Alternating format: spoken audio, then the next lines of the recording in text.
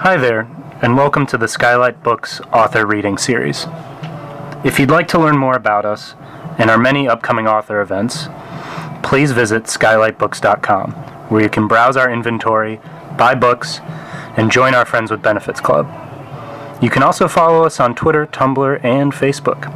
To speak to a real live bookseller, please call 323-660-1175. Thanks for your support, and enjoy. Thank you, everybody. I'm not good with microphones. I move around too much. Can everybody hear me all right? Yeah? So first of all, Bob, get it all out. First off, thank you for coming. How many of you know my work? How many of you know All Over Coffee?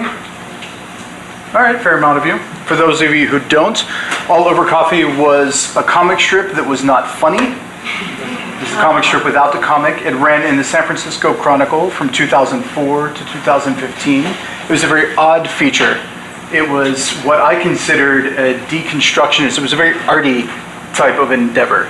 I came in on this very sort of strange moment in the Chronicle, in the newspaper business. It was right before newspapers started changing. And Phil Bronstein was running the Chronicle, and he was interested in tapping into the Bay Area, this is in San Francisco, into the Bay Area's creative culture. And so they were trying a lot of things. They were trying new writers every week. He was interested in different series. So I had this opportunity, basically like a 2-year window in which I was invited in to do something. And in the beginning, they told me, you can be out any day. Any day. You have 6 months. You have 6 months to prove yourself. And so I called it Art Boot Camp. I was publishing 4 days a week. I would get up in the morning, I would look in the newspaper, and I would see the letters that had been published about how terrible the people thought the pieces were. And then I'd see all the emails saying, ignore the letters today. And then I'd get to work, and by noon I'd send in my piece to publish for the next day, and then get back to work for the next one. The great thing about the letters is that the Chronicle said, listen, we have to publish all the negative letters. Because if we don't give voice to the people who are angry, they're just going to get angrier. And people always write when they're upset. So watch what happens. And they had great insight on this, because what happened is, all the people who loved it were just sitting back enjoying it. All the people who hated it were writing in, and then the people who loved it would read the hate letters and then write letters hating the people who hated it. So there was this whole thing going on in the letters section for the first year that I was in the newspaper. I bring this up because it was this new book. It's called On to the Next Dream, which is effectively the end of the series, All Over Coffee. It was the last series of pieces that I wrote. And All Over Coffee was a dream come true for me, because I had an opportunity to write and to draw and to have an audience, and that immediacy of being in the newspaper, of being able to make something one morning, finish it, turn it in, and the next morning get up and read people's responses was amazing. I mean, the internet allows that, of course, but this was a very different forum. There's something about being in a newspaper, there's a legitimacy about that context. And it wasn't that I changed the work because of how people were responding, but to know what they were thinking. And then the next thing that happened was about 6 months later. I started getting these emails from people who said, I hated it when it started, but I was walking down the street the other day and I looked up and the light was hitting this corner of a building, and I thought of one of your pieces, and suddenly I got it. And it was amazing because all of these stories started coming in at once. Strangers were writing, so I decided that a lot of work that we do, they're like little time bombs. We don't realize it, but we're putting these things out into the world, and they sort of gestate, and they bloom at different times. They go off at different times in people's minds. And I would have these experiences that I have a thing about doing the dishes. Whenever I'm like stuck on a problem, I go and do the dishes. And so I would be doing the dishes, and I'd think about a film that I had seen years ago or something, and one scene from that movie would flash in my head, and I'd be like, oh, I get that now. I finally understand what that scene was really trying to do.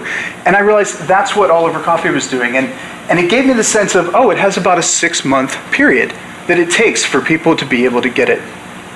And this dream, and I ran with it for 12 years. And then my wife and I were evicted from our flat in San Francisco that we had lived in for 10 years. Now, I want to preface to say, like, the thing about an eviction, if you live anywhere other than a major metropolitan area in this current age, an eviction is a shameful thing. If you've gotten evicted from your home, you've done something seriously wrong, right? Like, you haven't paid your bills, you've got like farm animals roaming through your kitchen, you've kind of screwed up. But if you live in a major city, you can be a perfectly respectable person, paying your bills, you can have money, and you can still lose your home. And so here I was. I had been doing the work that I loved. I had been pursuing my dream, living my dream, for well over a decade, and then I lose my home. And what it did is it changed my perspective on what it meant to be successful. I had a savings account. 20 years ago, the idea of being a professional artist and writer and having a savings account, the 20-year ago me would have been like, I've made it. Done, right? Money, and I get to do my own work? Well, I didn't have $1 million in the bank, though. So that's the problem. Like, I couldn't then just go out and buy a home in the Bay Area. The point is that it changed my perspective, and it spawned this book. And more than spawning this book, what it really taught me was how to take an emotional experience and turn it into a creative work. And I've been thinking a lot about this idea of, maybe some of you have heard this. I've heard authors talk about how every creative person has one story that they tell, and that they spend their lifetime writing that story over and over again, and they don't even know it. Sometimes it takes them half their life to figure out that they have one theme that they've been pursuing. It takes someone else to point it out to them, or they figure it out, but ultimately we're writing one story. And I've been thinking about this idea, and like, what is my one story? And I think ultimately it's about creativity. And I know it's simple, maybe it's broad, but all of my work is really about observing the environment and then turning it into something. And how do I do that? And the experience of writing this book meant that I had to take this very emotional experience and sit down each week and turn it into a story. Because, if I were to just write about, like, hey, I'm being evicted and this totally sucks and like all my emotions and it's terrible, blah, blah, that isn't enjoyable for the reader. That's not enjoyable for you. The analogy that I came up with is, if you're walking down the street and there's somebody on top of a building and they're tearing out their clothes and they're screaming about how screwed up the world is, you don't think, oh, what happened to that poor person? You think, they're kind of crazy. So the idea is, how do you create empathy?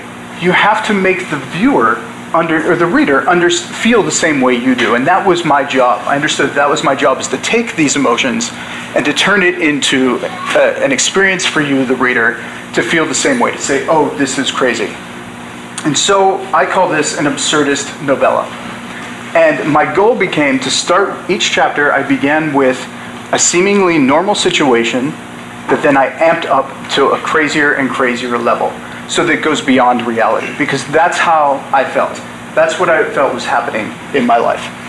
And I had a very simple plot line, right? Like, character loses his home, character needs to resolve having lost his home. It has to move out, find another place. So it gave me a great opportunity to write progressive chapters. I'm going to read 3 chapters for you. How many of you have read it? Have any of you read it? Okay, good. That's good. We will do questions.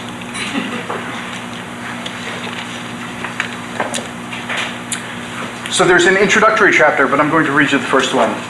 And then I'll tell you a little bit about each of them as well. I was sitting in a cafe, because that's something I like to do, eating an egg sandwich and reading a noir detective novel on my iPad. It was a Tuesday, mid-afternoon, and having just gotten a haircut, I was looking about as respectable as I can get. A woman sat down at the table to my left and began muttering to herself. Out of the corner of my eye, I could see her glancing my way, and when I made the mistake of turning my head, she barked, "Usurper." I looked at her and blinked. "You think you can just waltz into the city and do whatever you want?" She was about my age, early to mid-40s, and looked like someone I might know. "But just because you type a few ones and zeros into a computer doesn't mean you have the right to jack up my rent and throw me onto the street. Tell me, what do you think this place will be like after you've driven out all the people who make it great?" To my right, I heard laughing and turned to see 2 young guys in gym shorts, hoodies, and flip-flops watching us. When I met their eyes, they buried their faces into their phones. I tried to return to my buddy Philip Marlowe. He had a murder to solve and had just gotten sapped by a crooked cop. But with eye daggers of self-righteousness shooting at me from one side and sniggers of entitlement from the other, I couldn't focus. So I got my coffee to go and left. Outside, a pair of men dressed in identical picnic table plaid shirts were pointing at the building. "Well, let's just tear it down," one said, "then we can do whatever we want." I had to step into the gutter to get around them. A car alarm screamed, so I dove back onto the sidewalk, only to have a toothless man ram me with the shopping cart and tell me I'm in the way. I returned home to find an eviction notice taped to my door. I couldn't believe it. A week earlier, the landlord had told me she was raising the rent beyond the legal limit, and I'd attempted to negotiate, but to respond with an eviction? I've been in the place 10 years and never once asked for anything. I'd attended her father's funeral. It was absurd. I lifted my key to the lock, but found my hand shaking so wildly that I looked around in embarrassment. What was I going to do? Losing my home was bad enough, but this was my studio too, my livelihood. Without it, how was I going to... And that's when I noticed that my neighbor was having an open house. There was a line out the door, but I managed to squeeze inside. Asking price is $1 million, I heard the real estate agent call out. She was standing on the kitchen counter, strapped into a square-shouldered business suit, scanning the crowd with eyes like an airport x-ray machine. But of course it will go for hundreds of thousands more, a man said, pushing me aside with a baby stroller. Well, obviously, said the agent. $1 million is just how much it takes for me to treat you like you actually exist. Well, then here I am, the man said, throwing his arms wide, gesturing grandly to the stroller, as if he were presenting a newborn king. That's when I saw that the carriage was filled not with a baby, but with bundles of crisp $100 bills. Cupping my hands to my mouth, I asked, "How many bedrooms?" And when a shrill "ha!" erupted from across the room, I turned to see a bird-legged woman in a baseball cap and extra-tight workout clothes, shaking her head at me. "It's not the apartment that's for sale," she said, as if I were a potted plant that had miraculously learned to speak. "We're here to bid on that." And like a suburban samurai brandishing her sword, she whipped a yoga mat from over her shoulder and pointed to a cardboard box in the corner. Instantly, the stroller guy darted over and hopped inside the box. "It's perfect," he said, squealing and squatting down like a fat house cat squeezing into a coffee cup. "And now it's mine, mine, mine." Okay, so I want to tell you about the first part of that, which is that sitting in the cafe is something that happened. I was sitting there and I had gotten a haircut and I was reading on my iPad, and there was something about the fact that I looked relatively clean cut, which doesn't happen for me very often, and that I had, a digital device rather than, say, like a regular book, and this sort of left and right happened. And for a couple months, the eviction had been looming, and I'd been trying to write about it, and I was trying to write about it in a first-person point of view, and I couldn't do it in a way that I felt that was successful. And I wrote this little story because what happened. And I published it in the Chronicle as an all-over copy piece, and people started writing me, and they said, "Oh, you hit the tenor perfectly. I got all this like, oh, this is," and I realized this is the basis of my story. So I began from there, and that's when it began amping up to absurdity, to piece after piece. So I want to jump ahead, and I just want to read the last part, because I think that it's actually, does it feel absurd enough? You know it. Does it feel? There should be something in between?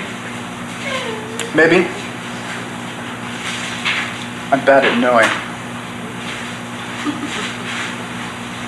Actually, so there's something else I want to say, which is each chapter really draws from the news and draws from events that were going on. I tried to address each aspect of what it meant to be evicted, because I realized that here I was, I'm a middle-class white guy in his prime, who is essentially running his own business, right? Like, I'm making a living as an artist. Like, what right essentially did I have to be writing and talking about eviction? And so I felt in a very precarious place, because I also had a public voice, and I was hearing from eviction advocate people who were fighting for tenants' rights, and they were saying, "Oh, you should be the face of this." And I really did not want to be the face of it, because ultimately I think if anyone is going to dedicate themselves to being an advocate of that sort, they have to be willing to see it all the way through. and I knew that essentially the reason I was talking about it was because I was going through it, and it took a lot of sort of looking in the mirror to say, what truly is my commitment to this idea as a cause. And so I'm writing about it because it's my experience, but am I out here to sort of help every tenant? And it's hard to say, well, no, I'm not. Like you at least myself, I felt like I was potentially not being a good citizen. I was letting people down, but at the same time, it was more honest to address the fact that I wouldn't see it all the way through. Because if I didn't, then I would be hurting the potential cause. Let other people take up those arms. But that said, it allowed me to address other points of view, and I think this chapter does it well. I decided to try Oakland. There was a bungalow I was willing to consider listed for $950,000, which seemed like an unfathomable large amount of money, especially for having to leave the city, but I needed to feel I was exploring all my options. I rode BART under the bay, and when I got to the address, I stood out front with mixed emotions. I was relieved to see that of all the houses on the block, it wasn't the burned-out shack or the rotting box of peeling paint, yet at the same time, was depressed to know that despite it being a nice enough-looking little home, this was, in the end, all I would get for $1 million. And that was even if I could come up with $1 million. Anyway, I thought, at least it has a driveway. Still, I didn't go in. I stayed on the sidewalk. As with every other listing I'd seen, hungry buyers were swarming the place, probing every crevice, acting as if they already owned it, while everyone else was just a squatter, begging to be shot. "Why you even want to live in this neighborhood?" a deep, melodic voice said. I turned to see an older African-American man with a trim gray beard sidling up next to me. He appeared to be in his late 60s and wore a freshly pressed pink button-down shirt tucked into a pair of crisply creased gray pants. He and I were just standing there on the sidewalk, side by side, arms crossed, watching the scene, when someone spotted him from the porch and yelled, "Look out, I think he has a gun." At which the man snorted. "You can leave your hoodie at home," he said, "but people still want to fight." "I'm just trying to find a place to live," I said. "Oh yeah? Being pushed out of the city, huh?" I said yes while we watched a beefy guy with a baby strapped to his chest accidentally stape his credit report to the real estate agent's forehead. "What gets me," the man said, "is how you city folk complain about the entitled techies forcing you out, only to come over here thinking you have every right to move in." I turned to look at him. He continued looking at the house. He was right, of course, but these weren't easy subjects to broach. Economics, race. I was a middle-class white guy. Pretty much anything I had to say would probably be wrong. Just then a helicopter flew overhead, one of those service birds that the Forest Service uses to drop water on fires, trailing what looked like an enormous boulder underneath. I was trying to understand how a chopper could manage to lift something that big, let alone stay aloft carrying such a load, when suddenly the boulder dropped. We barely had time to blink before it hit. The wave rippled through the ground as if someone had tossed a cinder block into a still pond. It lifted the man and me and carried us further inland, towards those last stops on the BART line that you see on the map but never really visit. I'd fallen on my butt and was struggling not to be thrown completely off, but the man, he was standing still, leaning forward with a hand cupped above his eyes, holding steady like a sea captain heading into a familiar storm.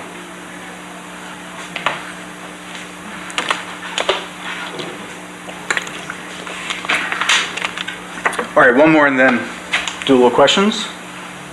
So this is the last chapter, which I was saying earlier. I heard Jonathan Franzen speak a while back, and he said that if a book has, if there's anything you can't tell about a book that has a spoiler, then it must not be a very good story. And so I like the idea that if you can read the end and still be a book worth pursuing, then maybe you've actually done something. So I'll give you a little backstory. I meet some characters in here who are also trying to find a place to live, and they're doing all these antics of like dressing up and trying to fool landlords into giving them a place to live. And their name is Jessica and Eddie. And so this is much later. I've been kidnapped at this point by people who want me to be the voice of the tenants who are all losing their homes in San Francisco. And now they've let me go. I woke up on the sidewalk out front of a vegan donut shop. Overhead, loudspeakers. See, the real absurdity is the truth. That's what. What's that? Do you know that? Is there actually a vegan donut shop? I think most of San Francisco. I think all of San Francisco is a vegan donut shop at this point. I'm not mopping my brow. I'm not doing a good job, right? I woke up on the sidewalk out front of a vegan donut shop. Overhead, loudspeakers were broadcasting holiday music. How long had I been lying here? Had no one noticed or thought to help? Then I saw that the block was lined with homeless tents and shopping carts and knew that these were foolish questions. In a flash, I remembered the last episode with a giant lava lamp earthquake device, and I quickly pulled out my phone and dialed the newspaper that published my work. As the line rang, I found myself debating whether or not it was a good idea to claim that rebel hippies had kidnapped me and confessed their plan to shake things up. Would anyone believe me? Did I believe me? When the line was answered, I asked for my editor. She no longer works here, an unfamiliar voice said. I started to ask why, but decided instead to give my account of how I found myself in the unwanted role of messenger of protest. Does this involve celebrities who want to be president? The guy asked with an exasperated sigh. And when I told him no, he replied, all right, well, was there a cat in the room? Because if there was a cat, then we could definitely use that. I hung up. A woman came out of the donut shop, and for a moment the holiday music got louder. It was like an explosion inside my head. I grabbed my ears and doubled over. I wondered if while being held hostage I'd been barraged with Christmas songs as a form of torture. Then I realized that no, that had just been regular everyday life since Halloween. I grabbed a cab back to my flat. It was only 8 blocks, but I didn't have it in me to walk. The cabbie got lost 3 times, and when finally arrived, he demanded a fat tip. I began to protest, and he yelled, "This isn't Uber." I managed to jump out as his tires squealed and he fishtailed into traffic, only to find my door plastered with so many eviction notices that the handle was a barely visible mound beneath the paper. I took out my keys and used one to slice through. Upstairs, I looked at the boxes of all my packed things. The flat seemed small and foreign, and in it I felt like a caged animal. I began pacing until all I could do was scream. As loud as I could, I screamed like I'd never screamed before. Then I screamed again.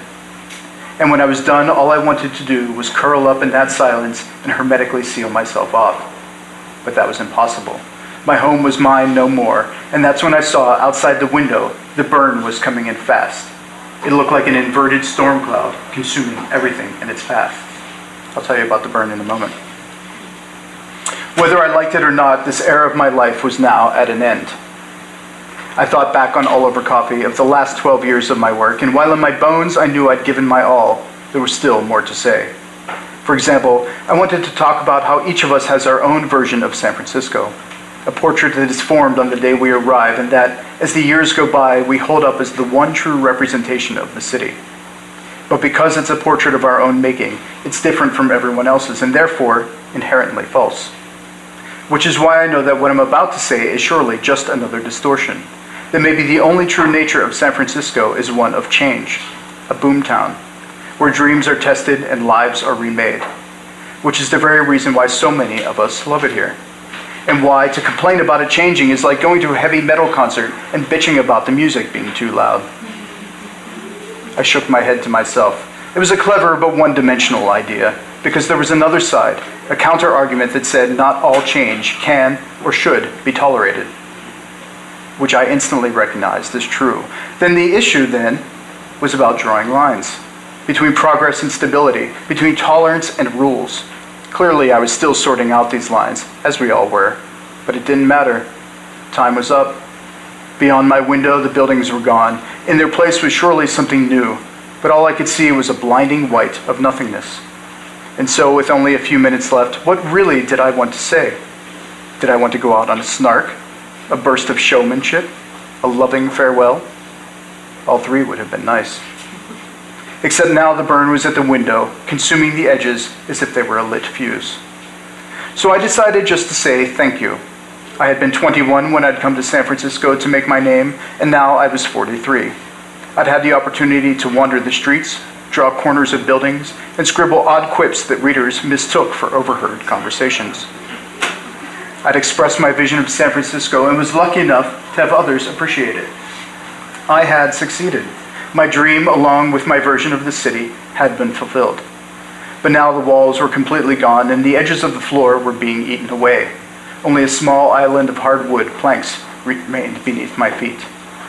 As I watched them disintegrate, I felt surprisingly calm, exhausted for sure, but in truth, also a bit relieved. Because as this last piece fell away, I knew this wasn't just my story, but the story of every person who has ever wanted their version of their world to stay the same. It was time to let go, time to move on to the next dream. So I want to talk about the burns for a moment, which is like, if you see the cover of the book, there's this little white spot. And so one of the challenges for me, especially for this story, was how to draw for it. Because All Over Coffee was about pairing these moody images of the city with these enigmatic pieces of text. And for me, they were about disparate elements. You gave this sort of feeling, this emotional thing, and then you gave this little scene, and it was up to you, the reader, to fill in the blank.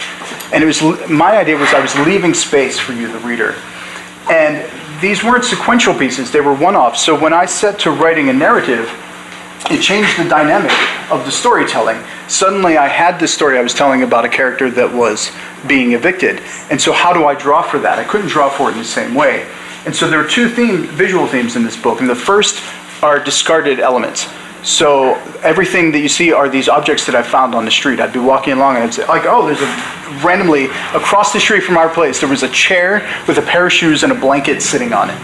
And I just thought, this is a beautiful visual metaphor. So I just stopped and I drew that. And so I began seeking out these sort of neglected, rejected objects. But then as I began writing, I thought, I need more than that. And the idea is that people had identified my drawings with San Francisco and this sort of era of San Francisco, and I had identified it as well. And I realized with this change of even my perspective of my success and what I was doing, and if I was ending the series, I couldn't really look at the city the same way anymore, which meant I didn't really want to draw it like that anymore. And I decided, it felt a little heavy-handed at first, but I think it made for a really beautiful metaphor, which is I began putting these burns into the drawing, which means I allowed these areas to be eaten away. And this is a good example of one where sort of I went back, this is a really early site that I had drawn in one of the first strips of All Over Coffee, and I went back and drew it again, but instead of finishing it, I made it look like the page had been set on fire. And so as the book progresses, these drawings just disappear until we're left with nothing but one last little piece. And so that idea of the burn coming in, at one point in the story, I look up and I realize that it's not a cloud in the sky, but a burn coming. And I don't understand what it means, but it begins to consume my entire world. And so that idea of understanding my perspective of San Francisco had to change. I had to get over my own personal version of it and let the city define itself rather than me dictate what I thought it should be. My vision was changing, my intellectual vision, my actual vision. And so I thought it was a great way to just sort of end that book with simultaneously something optimistic and hopeful, which is, what's more beautiful than having a dream come true? Being able to have another come true. And that is a wonderful life, right? Like to say, yeah, it's not sad to put this to bed. I can go out and make something else. And then blank slate, tabula rasa, empty page, begin again. There's something else I want to talk about, but let's take some questions about this book first. Yeah. You had asked kind of broadly, was that passage you read absurd enough? And I have to know for a fact that when you wrote and put it in the paper, the passage about the guy sitting in the box, oh, right. People wrote and said, did that really happen? Exactly. So thank you for bringing that up. But I want to actually have you also talk about the fact that maybe you were trying to go more absurd because the absurdity was so real that people didn't even realize it was absurd. And then talk about we potentially prescient with the very, very first chapter, which is chapter 0, about the airplane and what happens to people who don't maybe have enough and people that have more. Well, I'll talk about the guy jumping into the box. So I wrote that first chapter about being in a cafe, and then and got the emails saying that we think that this is you're hitting the right tenor. And so I wrote the chapter about the guy jumping into box, and I thought, oh, that's pretty clever. It's funny, right? It's a great metaphor. We're selling boxes for $1 million. And the day it published, I got all of these emails saying, did that really happen? And what it showed me was, oh, we live with a level of absurdity from day to day that gets ratcheted up in small increments that we don't realize that it's built to this sort of fever pitch. We take the fever pitch as normal.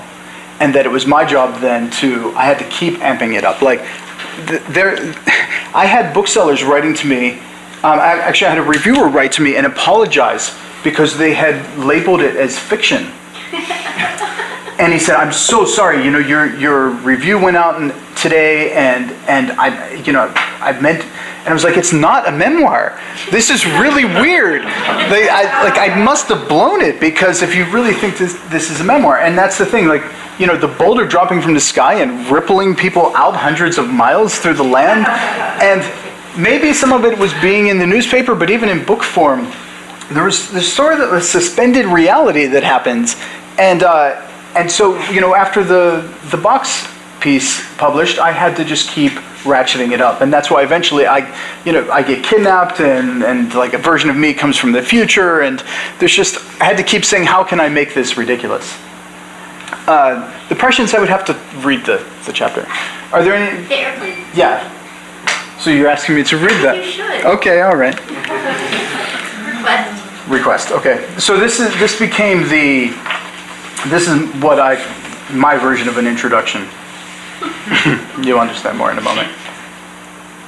Imagine you're on an airplane. It's a long flight, international, crossing an ocean. It can be to anywhere. You decide.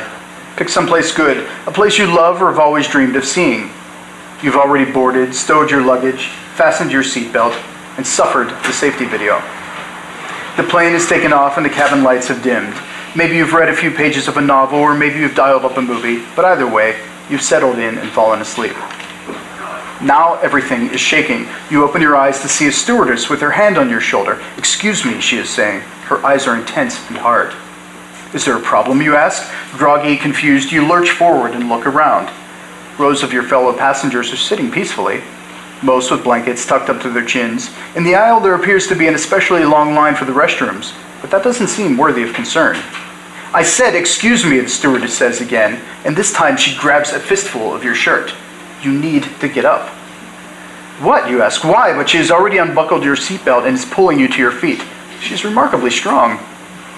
"You need to go," the stewardess says, and as she tugs you into the aisle, a new passenger slides into your seat. Without a word, this person kicks off their shoes, reaches into the seatback compartment, even takes out the book you had started reading, and settles in. This makes you angry, but when you turn to give the stewardess a piece of your mind, she shoves you hard and you go stumbling down the aisle.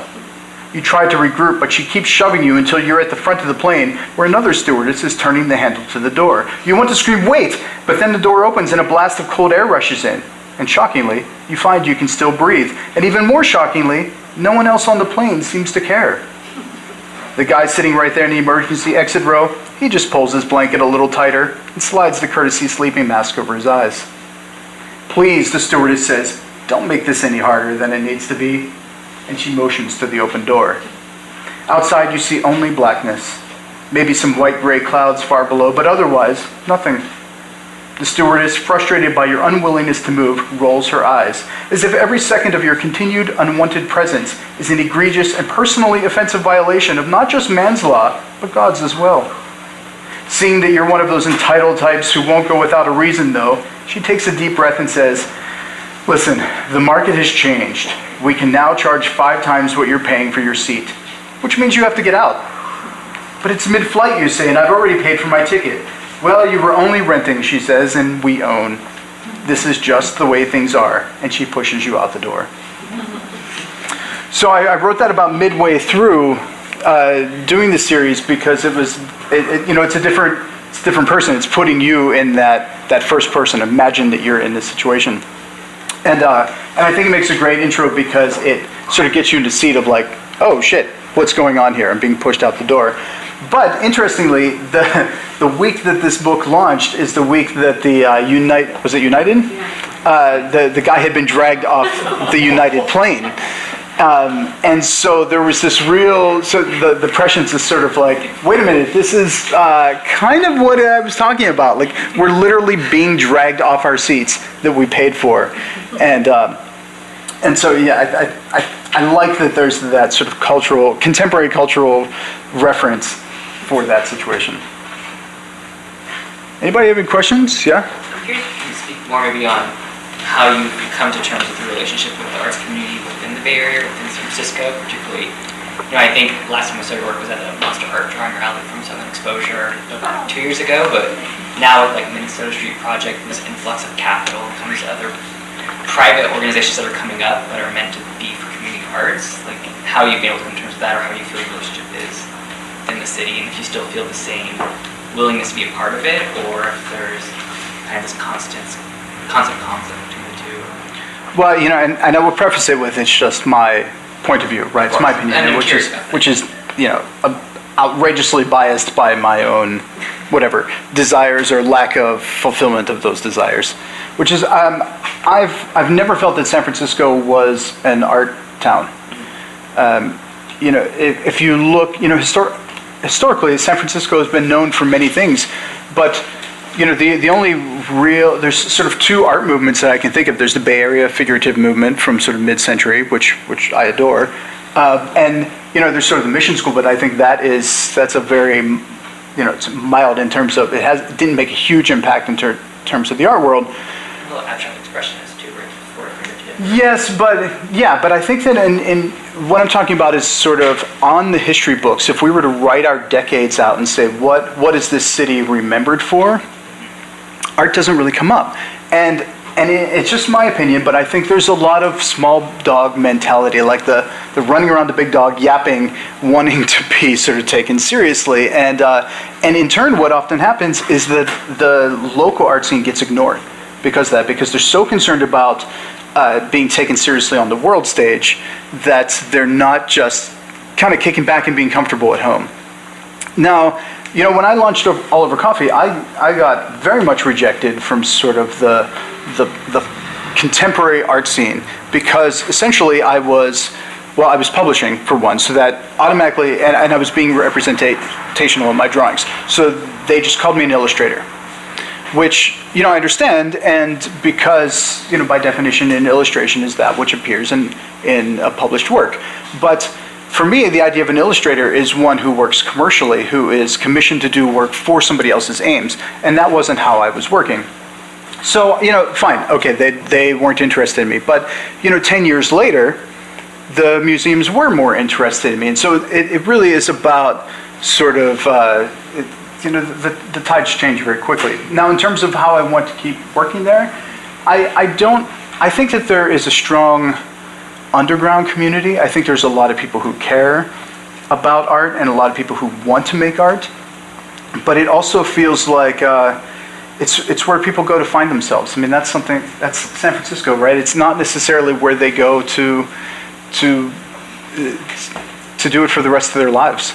So I wrestle with that, certainly. I mean, I think I've built a name up there, but I'm also interested in not just being a San Francisco artist.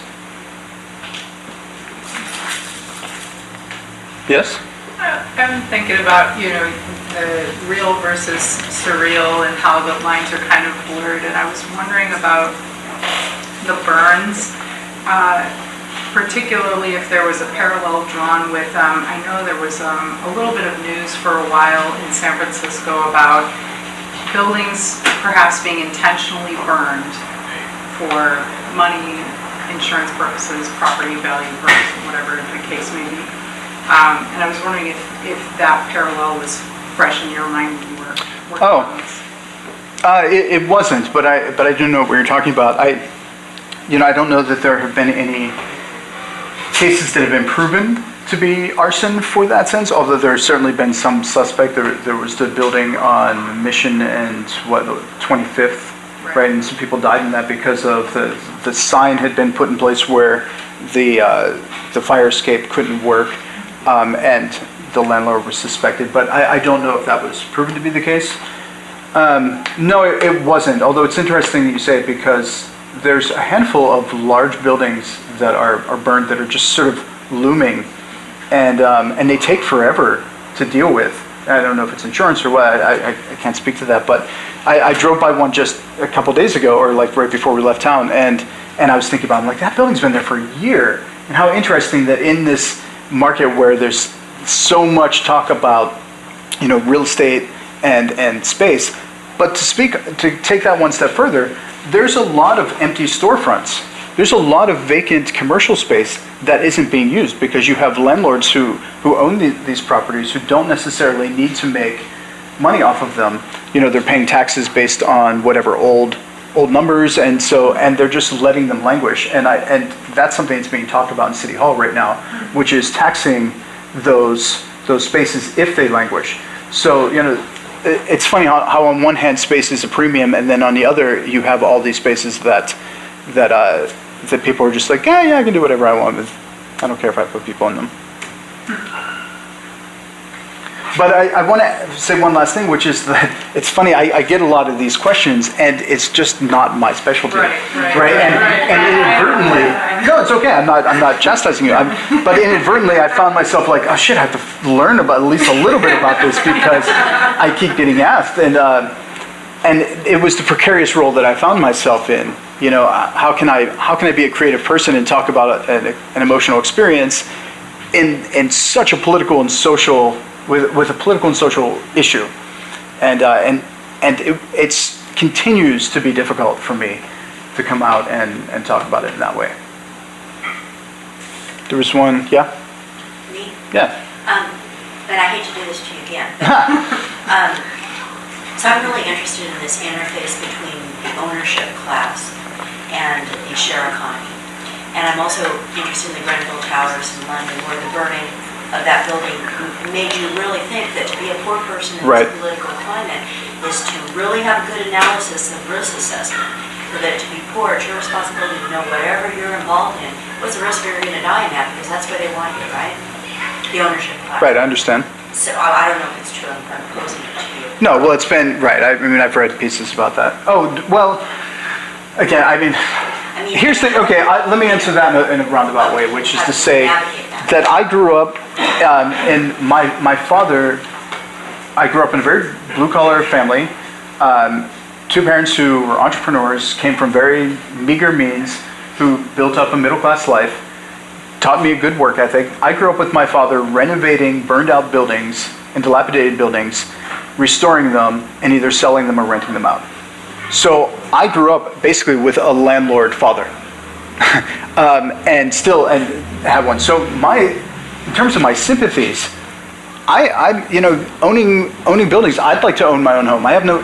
The irony is that I could envision a situation in which I'd buy a home and have to evict somebody in order to move into my unit, because let's say there's 2 floors and it's both occupied, and an owner move-in is a legal eviction. And here's the sense where you pay them, you help them move. You can do it humanely, or you can be a dick, right? Like, and I would hope that I'd choose the humane route, especially after this experience. But my point is this is the thing that I've had to go out and sort of walk the line with for months now, is that I'm not out here saying like, oh, it's just so horrible, screw the landlords, everybody who rents gets to stay. There are gray areas, and it's really just about sort of abiding by the law and not trying to screw people over. So in terms of poverty, and I can't speak on that level because it's just not my specialty. But I don't mind saying that like I am sort of in between. Yeah? Have you kept track of your old home at all, and what's your relationship like now to that physical neighborhood? Well, let's say that I'm unable to speak about that at the moment. Under advice of, yeah. Although I will talk about the neighborhood, which is that we used to be able to walk out our door, and a block away was my favorite cafe, and I knew most of the baristas there. I knew a lot of people who frequented there. I used to joke that it was my living room. I would have business meetings there. I would every day I would leave, because I worked at home, so my studio was in my flat. Every day I would go for a walk. I knew lots of people in the neighborhood just to say hi, to nod. I had lots of places that I frequented, the places I bought my groceries, etc. And I don't have that now. And I feel like I lost my community. And I was never really a person to use that word before. Sort of like cringed at the use of the word community. But that's me. But I think it's all of us too, when something touches home, then we understand what it really means. Like you're like, oh, like that's what empathy is. You have an experience that allows you to then understand something a little more deeply. And, I go back there now, and what's great is I can see the things that I didn't like. Like, oh, it's a pain in the ass to park. I have a garage now because I kind of live out in the middle of nowhere. So, and I can have a garage, but couldn't park before. Little things like, and I think that I'm personally trying to enjoy the things that I didn't like to help. But I do miss it. I do miss the just going for walks, saying hello to people, and getting that sort of social interaction, because I have a very private practice, and being in the heart of the city allowed me to sort of have that balance of being able to get social interaction very easily, and then go back to work, which I function very well in, and now it's more challenging for me, and it's been a challenge for the past couple of years.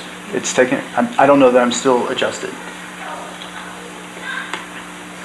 There was one, yeah? I just wanted to talk about your process. Like, when you get up, is there a certain neighborhood that you think about before you go to that neighborhood? Or do you just go randomly out for a walk, and then you get inspired by something that you see, and you put down your chair, and you just start sketching? Well, that's a great question, because the process with All Over Coffee was always that the writing came first. So I'm obsessive note taker. I carry a notebook around with me everywhere, and I'm always jotting down little ideas, and those ideas can turn into things, or sometimes they take days, sometimes they take years to develop.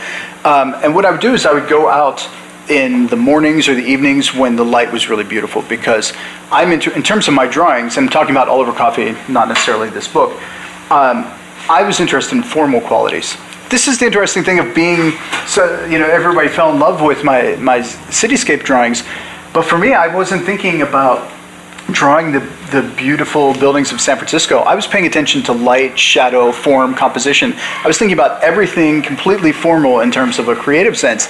And the reason that I took out all the cars was because I just wanted to know, how does that building meet the street? Like, I want to draw the environment. And we'll talk about people in a moment, but in terms of people within the drawings. But so I would go out, I'd go for walks, and I'd have all these sort of stories bouncing around in my head, and I would just see a corner, I'd see this great light that I wanted to render. And either it would pop into my head in that moment, or I would have something that would come into mind while I was drawing, that then I would write and pair with it. And I try not to let myself overanalyze it, which, if you know me, is a huge task, because pretty much overthinking is what they'll put on my tombstone. He's still thinking about this, is actually what they'll write.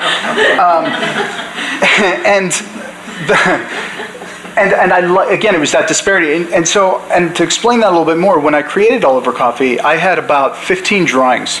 And I created because I was writing this long form piece that wasn't working. And so I decided to gut all the little stories that weren't working in the novel, and I printed them out, and I did it like David Bowie style. I cut out each sentence, and I laid all these drawings out, and I just started putting the sentences with each drawing. And it was amazing to me how this sentence with this drawing, it felt totally different. And then I'd move it together, and suddenly it seemed like it made sense. And I could work then to intellectually come to a reason why it made sense, but it just happened. And that was the premise in which I built All Over Coffee. So when I did this book, it became the opposite, right? I had this story now, and then I was drawing for it, which was a very different situation. And that's ultimately what gave me the idea of like, my vision of San Francisco is changing. I'm not looking at the city the same way anymore. I'm not walking out just looking for the beautiful moments and then deciding what to write, or pulling a story, like they're not coming together in the same way. Now I have this story that's fueling me. That has literally infected me to think differently, which means now I see differently. And then, and just the creative thought process, potentially the overthinking, led to the idea of understanding that, oh, my vision has changed. How do I represent that to the viewer? There was one, yes? Oh yeah, I was just curious to hear a little bit about kind of your progression as an artist and how you arrived at working with words and images together. And has it always been a comfortable relationship, or is that? I'll tell you two stories, which is one, ever since for as long as I can remember, I wanted to be a cartoonist.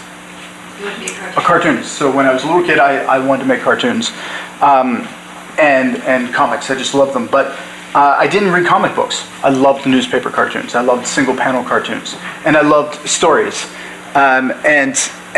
So I entered college and I entered to be an oil painter. And I was doing oil painting. And after my first year, once you hit second year, you could basically define your own curriculum.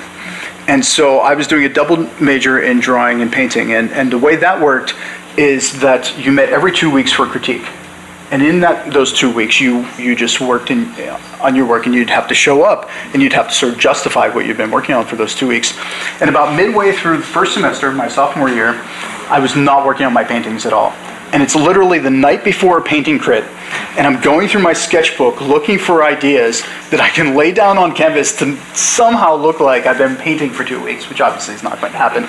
But I had this dawning moment because my sketchbook was filled with all these drawings of I was making up sort of just scenes, but I was writing like one-act plays. And I was writing all these short stories. And I realized that it wasn't that I was lazy and not working. It was just that I was lazy and not working on my paintings. And there's a big difference, right? Like I was still working prolifically. I was filling up, a sketchbook in 2 or 3 weeks. And I thought, this is what you're actually doing. This is what you love. And then it sort of occurred to me, right, you've always loved comics and cartoons, but really what hit me was you're drawing and writing. This is the thing you love to do. And so then I realized the basis of my work was words and images, whatever that meant. And the only thing I had to attach myself to was comics. Because there was no, even in contemporary art, there was no sort of solid genre in which allowed storytelling. Unless, again, you were an illustrator or you had to fit yourself into some other mold. I wanted to write my own stories and draw my own pictures, whatever that meant. And so I started working with the theater department and the writing department because I wanted to work with people who were doing multimedia and doing and telling stories. So it's a very long answer, but I've sort of built up over the years just from that very basis. Like I always return to the idea of text and image, whatever that means. And so while I might do big drawings with 1 or 2 words on them and an image, or write, what I have a new book, like I wrote a novel that has drawings in it.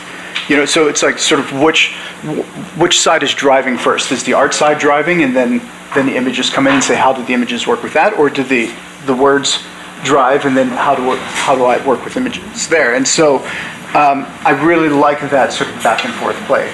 And I always, if I return to the base of words, images, then I feel like I can push and pull. Those are really malleable mediums. Is that? I never answer anything directly. I'll take one more, and then I just want to talk about this for a few minutes. Anybody have anything else? Are you going to talk about your next one? That's what I'll talk about now. So I think the great thing about the idea of on to the next stream is there really is an next stream. This book actually came about in the middle of another project that I had started in 2010, which was that I was getting tired of the short form of All Over Coffee. And I had written a novel. A novel had been commissioned by the Book Club of California, and I sort of screwed it all up because I tried to just over-edit to death, which is a problem for me. And I ultimately shelved that project and took some time off, and then said, all right, I want to approach long form again, but having learned some mistakes from having done one book. And so I wanted to write an illustrated novel. So if we take the idea of the graphic novel, right? How many of you read graphic novels? Like, do you know? So the graphic novel essentially came out of comics for adults. It became the word that we use to describe, and I don't mean like, erotica, I mean just like mature adult fiction. But I wanted to take it from another angle, which is rather than coming from comics into literature, I wanted to say begin in literature and move into something with images. Now, the history of the illustrated book is that the images were essentially an addition. An illustrated book, at least if we go back into the early 1900s, is if you had a successful book, the publisher would then commission drawings to go along with it. So they could produce another edition, which they could make more beautiful and sell for more money. And so what that meant is that the images they could be thrown away. They didn't need to be there. And I think that's ultimately why the images is sort of faded out, because they're expensive to produce, and there's a redundancy. The analogy I like to use is if you think of a children's book and there's the boy climbing the mountain. If you read on page 1, the boy climbs the mountain with his sword to slay the dragon. And you turn the page and there's a drawing of a boy on a mountain with his sword and the dragon. And in my mind, that's redundant. It steals from the reader's imagination. One of the beautiful things that prose does is it allows us to create that world in our head, and it becomes ours. And that's why a movie of a book always fails in some respect, because it never lives up to the images we've already created. I didn't want to do that. So I thought, how do I begin by writing a story? How do I then put images into it? And so this book is about a creative person who inadvertently becomes an artist. Who is one of the questions that I'm always asked is, where do you get your ideas? Past 15 years, it's one of the questions over and over. Nobody's asked it today, so I was hoping it would kind of come up, and then I could run off that, but it didn't, which is so. But the idea, it's very difficult to explain. How do you get ideas? How do you translate the world into art? And I think On to the Next Dream does that. I think I talked about taking that experience and turning it into a book. But I wanted to write the story of a character who has these experiences and then in turn makes art. And so the drawings in this book are made by the character. And part of the story that you're reading is to see what led him to make these drawings and then to understand what they are. So in the beginning, there's that same sort of disparate relationship that functioned in All Over Coffee. But as the pages go on, that we understand why he's made them. And my goal started out to be to write a story that didn't need the drawings. Could it still stand alone as a solid story? And then, we get to see the wonderful things that he's made. So this is actually the last event for On to the Next Dream. I get to take about 2 months off, and then I start promoting this book. So I decided today was a good day to say, all right, I'm going to take a break from that dream, and this is the next one. It's called Close Enough for the Angels, and it is a significantly different object than this guy, because this guy was about a year, and this was 7 years. But, when I talk about moving on to the next dream, it's really about having finished this and being able to put it out into the world and move on to the next thing. Yeah, anything else before I actually let you go? Give us a little teaser. You what? Really? Does everybody still want to sit here and listen to me read? Am I allowed to stay? I mean, I'd like to read something else. I can never tell if anybody's being like, sure, you can stay for another drink, when really they just want you to go home. All right, so I had a passage, but it's a longer one. So I'll just read a page to give you a sense of the voice is different. So it's going to take me a moment to sort of switch out of I've been reading from one book, right, and this is a different. It's still first person. Actually, rather than read this, so the main character's name is Emmett Hopper. So this is so I'll read 2 pages. It's about 5 minutes because these are like 2.5 minutes a page. My brother Brian and I grew up in a small rural town in northwestern Pennsylvania, a place we'd like to claim as Sadsbury, for its easy ability to mock, but was, at least as far as the U.S. Postal Service was concerned, just humorless Crawford County. Our family had a mulch farm, the result of my father's attempt at an apple orchard gone awry. He'd spent the family savings on 5 acres of our neighbor's trees, only have an exceptionally wet spring give rise to a deadly fungus. The leaves became infected with scabby brown warts, as did the eventual fruit, and by late summer, all the trees were dead. Brian and I were 7 at the time, and we worked alongside our father, dragging what he called the dead soldiers into a trench beside the barn. To us, it looked like the embodiment of failure, but to my father, that pile was a vision of opportunity. For next to nothing, he let the entire county dump their grass clippings, tree trimmings, and horse shit into the trench, which he made progressively larger with a backhoe, then turned into the phoenix of his next enterprise.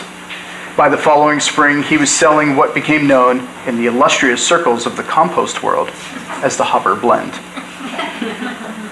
Brian and I were the only identical twins around, which was enough to make us local celebrities. So I guess it's fair to say that my delusions of grandeur were being fostered long before taking that blue ribbon in the abstract painting category, which was actually the chapter I was going to read you. When we were young, 4, 5, 6 years old, the county fair organizers would put us on stage just because we looked alike. Our mother would dress us in matching outfits and would ad-lib some scene from one of our favorite TV shows, usually Hawaii Five-0, with Brian, of course, playing McGarrett, the Jack Lord version, and ending with one of us accidentally mooning the audience. We never planned any of it, and we'd just get up on stage and go, acting out what my father liked to call the Super Bowl and the box. All it took was one good shake and instant mayhem. I wasn't the only one with big dreams, though. Brian took our celebrity status to heart even more than I did. As the more gregarious twin, hence is always getting to play McGarrett, he taught himself to play the guitar and eventually decided to be an actor. And so within days of graduating high school, the two of us caught a bus to California. The plan was Brian would be in movies and I would paint. Instead, we found ourselves in a band. It was LA in the 80s and began on a lark. Drunk and underage in a bar during an open mic, Brian climbed up on stage to impress some girl, and of course, I went along. Then the next thing I knew, we were partnered with 3 other guys booking shows, and I was the lead singer with my face on an album cover. I still don't know what we were exactly, the end of punk, the beginning of mainstream hair bands, just weird enough to make a video for what was then a breakout cable network called MTV, and just pop enough to land a single on the bottom of the Billboard charts. We called ourselves Fur Trading, and our one hit was The Beginning is the End. That song propelled us from the small club opening band to stadium headliner. It was all a joke, at least to Brian and me. Lots of tight pants, pyrotechnics, and running around on ramps, which we did for about a year until Brian quit.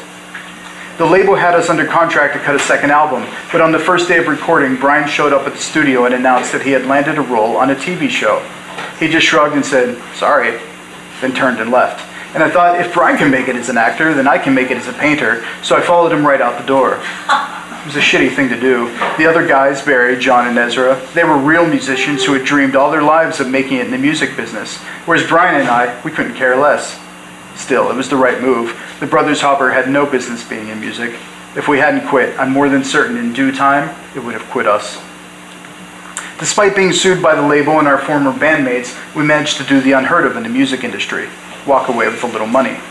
It wasn't much, but we were only 21, so to us it seemed like a lot. We rented a house in Santa Monica and began what we imagined to be our real professions. But while Brian's career quickly took flight, mine sputtered and choked. There was a cabana in the backyard that I turned into a painting studio, and with Brian on set morning till night, 6 days a week, I passed countless hours alone in that little building pushing paint around canvas. The problem with oils is that you can endlessly revise. I had too many ideas that I kept trying to shove into each painting. I would rework a piece over and over, perfecting this, adding that, only to find each new rendition more stiff and convoluted than the last. I was determined, though. Day after day, I'd march in believing that if I just applied my farm boy work ethic, I could turn those dead apple trees into mulch gold. But the only paintings I ever finished were those too overworked to bother with anymore. And when I did allow myself a break, I still went at it. I sought out art galleries and hounded dealers to give me a show, but with barely more than a sketchbook of prep drawings and no premise for a unified body of paintings, no one was interested. For a year and a half it went like that, but still, I kept at it.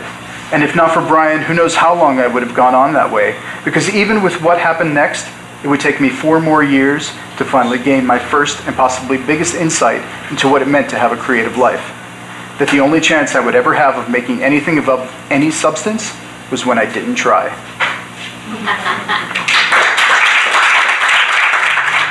You've been listening to the Skylight Books author reading series. Don't forget you can listen to this and all our other great podcasts at skylightbooks.com. Thanks again for stopping by, and we hope to see you soon.